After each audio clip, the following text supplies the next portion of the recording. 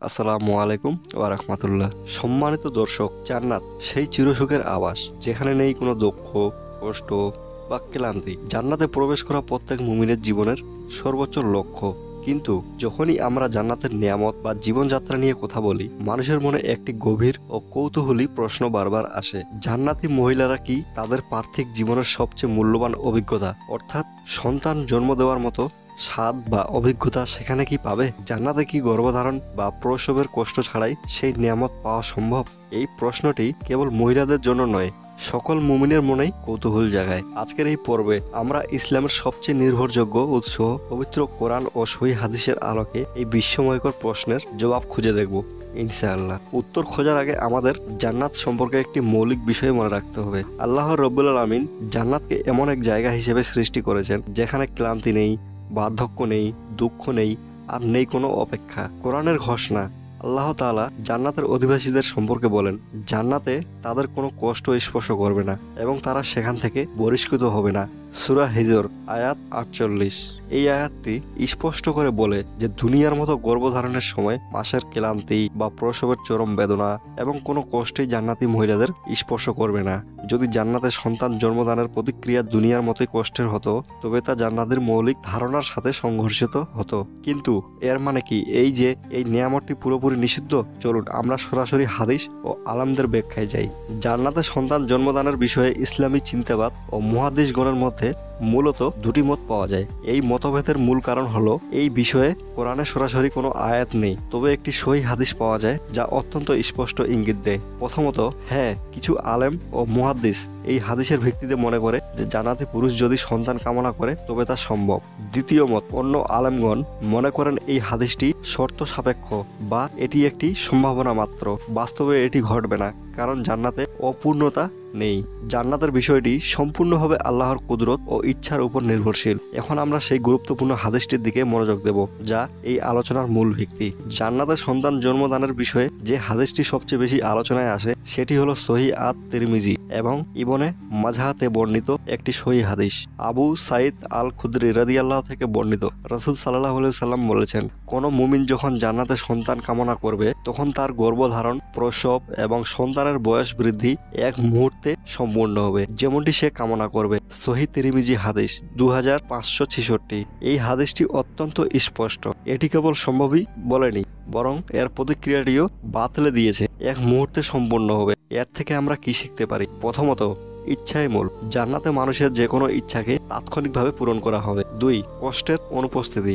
এখানে গর্ভধারণের দীর্ঘ প্রতিক্রিয়া বা প্রসবের কোনো কষ্টের উল্লেখ নেই, কারণ তা ঘটবে এক মুহূর্তে। 3. আল্লাহর কুদরত। এটি প্রমাণ করে যে আল্লাহর কাছে সন্তান সৃষ্টির প্রতিক্রিয়াকে সময় ও কষ্টের ঊর্ধ্বে নিয়ে যাওয়া অসম্ভব কিছু নয়। সুতরাং প্রথম মত, যদি কোনো জান্নাতি নারী বা পুরুষ সন্তান কামনা করেন তবে আল্লাহর কুদরতে তার সাথে সাথে পূর্ণ হবে। তবে কিছু অভিজ্ঞ আলেম এই হাদিসের অপাত অর্থ নিয়ে সংশয় প্রকাশ করেছেন। যদিও হাদিসটি সহিহ, তাদের মূল ভিত্তিগুলো হলো, প্রথমত, জান্নাত চিরস্থায়ী। জান্নাতের জীবন চিরন্তন ও অমর্ত্যের। সেখানে সন্তান জন্ম হলে তাদের বংশ বৃদ্ধি হতে থাকবে, যা জান্নাতের অধিবাসীদের ধারণ ক্ষমতা নিয়ে প্রশ্ন তোলে। জান্নাতে কোনো মৃত্যু নেই, সুতরাং জনসংখ্যা বাড়তেই থাকবে। দ্বিতীয়, আমলের পূর্ণতা। জান্নাত হলো দুনিয়ার আমলের পুরস্কার। জান্নাতে যে শিশু জন্মাবে তার কোনো আমল থাকবে না, তাহলে সে কিভাবে জান্নাতে প্রবেশ করবে? তৃতীয়, হাদিসের শর্ত। কেউ কেউ বলেন এই হাদিসটি যদি কেউ কামনা করে এই শর্তে বর্ণিত যা এক সম্ভাবনাকে তুলে ধরবে। বাস্তবে হয়তো তা ঘটবে না, এটি কেবল আল্লাহর কুদরত বিশালতা বোঝানোর জন্য বলা হয়েছে। এই দ্বিতীয় মতটি মূলত লজিক্যাল এবং জান্নাতের চিরস্থায়ী ধারণার উপর ভিত্তি করে তৈরি হয়েছে, যেখানে তারা মনে করেন আল্লাহর রাসূল সাল্লাল্লাহু আলাইহি ওয়াসাল্লাম এই হাদিসটিকে কেবল আল্লাহর ক্ষমতার বিশালতা বোঝাতে চেয়েছেন। জান্নাতে সন্তান ও জন্মদানের পার্থক্য কোথায়? আসুন আমরা যদি প্রথম মতকে প্রাধান্য দেই এবং ধরে নেই যে তা সম্ভব, তবে দুনিয়া ও জান্নাতের সন্তান জন্মদানের মধ্যে মূল পার্থক্য কোথায় হবে? 1. সময় ও গতি। দুনিয়াতে যা 9 মাস বা তার বেশি সময়ের কাজ, জান্নাতে তা হবে এক মুহূর্তের মধ্যে। সন্তান গর্ভে আসা, বড় হওয়া এবং ভূমিষ্ঠ হওয়া সব হবে কুন ফায়াকুন, হও আর তা হয়ে যাবে এর মাধ্যমে। 2. কষ্ট ও সেবা। দুনিয়ায় রয়েছে প্রসব বেদনা, সেবার প্রয়োজন, ঘুমহীন রাত। জান্নাতে এগুলো কিছুই থাকবে না। সন্তানটি জন্ম নেবে পূর্ণাঙ্গ রূপে এবং কোনো কষ্ট ছাড়াই। 3. বার্ধক্য ও মৃত্যু। জান্নাতের সন্তানরাও অমর হবে, তারা কখনো বৃদ্ধ হবে না বা মারা যাবে না। তারা জান্নাতের অন্য সব অধিবাসীর মতোই চির তরুণ থাকবে। এর দ্বারা প্রমাণিত হয় জান্নাতে সন্তান জন্ম দেওয়া কোনো ক্লান্তি বা কষ্টের কারণ হবে না, বরং এটি হবে কেবল একটি নেয়ামত, যা মুমিনের ইচ্ছা পূরণের এক অসাধারণ উদাহরণ। জান্নাতের আকাঙ্ক্ষা, মানুষ কেন সন্তান চাইবে? জান্নাতে যেহেতু প্রতিটি আকাঙ্ক্ষা পূরণ হবে, তাহলে কেন একজন মুমিন নারী বা পুরুষ সন্তান চাইবে? দুনিয়ার জীবনে সন্তান হলো হৃদয়ের শান্তি, চোখের শীতলতা। জান্নাতের মানুষ এই গভীরতম মানবিক ভালোবাসার বন্ধন থেকে বঞ্চিত হতে চাইবে না। একজন জান্নাতি হয়তো আল্লাহর কাছে চাইবে যে সেই ভালোবাসার বন্ধনটি তার সাথে চিরস্থায়ী হোক, আর আল্লাহ তাআলা জান্নাতে সেই ভালোবাসার সুযোগ দেবেন। তবে তা হবে দুনিয়ার মতো দায়িত্ব বা কষ্টের বোঝা নয়, বরং নিছক আনন্দ ও নেয়ামত।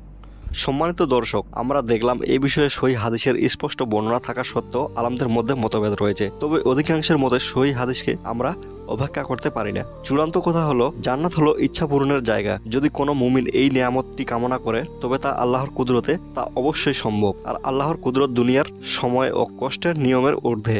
এই ভিডিওটি আপনার কাছে কেমন লাগলো এবং এই বিষয়ে আপনার মনে আরও কোনো প্রশ্ন আছে কিনা তা অবশ্যই কমেন্ট করে জানান। ভিডিওটি ভালো লাগলে লাইক দিন এবং জান্নাতের কৌতূহলী বন্ধুদের সাথে শেয়ার করুন। দেখা হবে পরের ভিডিওতে। আসসালামু আলাইকুম ওয়া রাহমাতুল্লাহ।